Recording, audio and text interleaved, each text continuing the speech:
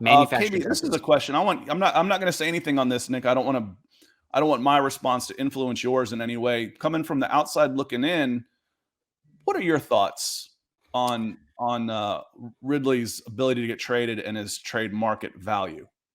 I think there's a good chance Ridley gets traded. He's going to be expensive for whoever brings him in. It probably has to be a trade followed by a contract extension, given he only has the 5th-year option left. I don't think a team's going to want to give up a top 50 pick for a 1-year rental that's took a year off of football, that you're unsure about his commitment. I guess I don't want to pin anything too hard because I don't know Calvin Ridley personally. I don't know what's going on here, but it's still a variable that you have to consider.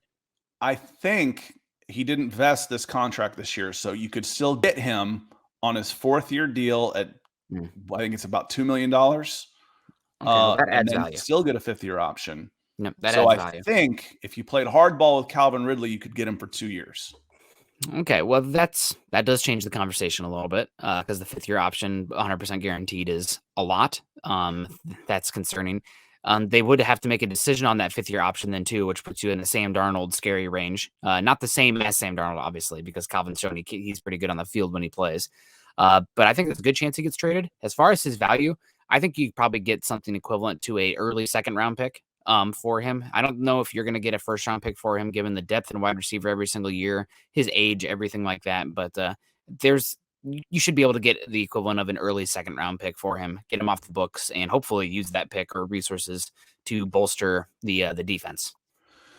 Yeah, like I said, I'm a little closer to it here in Atlanta, and I would be happy just to be able to make sure that his $11 million doesn't hit the salary cap and getting that in relief for a player. It's like, what did you get for him this year? Nothing. You didn't get anything for him. So what if he's gone? At least you get something back. You get the ability to replace him. Several players. $11 million to Terry Fontenot would be like $30 million to everybody else right now. When you're broke, you're broke. I don't think a guy that's going to be 28 walked away from his team for one reason or another with it, and call it a non-diagnosable illness, whatever, a non-football injury, that you can't say, okay, if you do a knee, there's a chance you could do it again. But that's a risk when you're dealing with the uncertainty.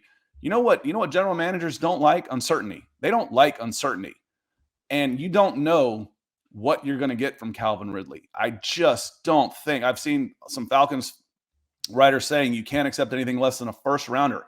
Man, if they get a 1st-rounder for Calvin Ridley after he sat out a year for one reason or another, he should be executive of the year. I set the over-under at about 75, middle 3rd. So, and then maybe a conditional. But again, I don't think his value, I think his trade market value has absolutely cratered. But we'll see. Yeah. People are forgiving. If he comes out and starts putting out workout tapes and I'm good to go and showing off all the things that made him a 1,400-yard receiver, maybe. But who has probably gotten hurt the most in this is obviously is Calvin Ridley, because if they do have 2 more years of control on him, he'll play next season at 28. He'll play his 5th-year rookie contract at 29 years old, and he would be 30 in the 1st year of his 2nd contract. You think you're going to get a big 2nd contract at 30 years old as a wide receiver who is not a big guy, who is completely dependent on skill?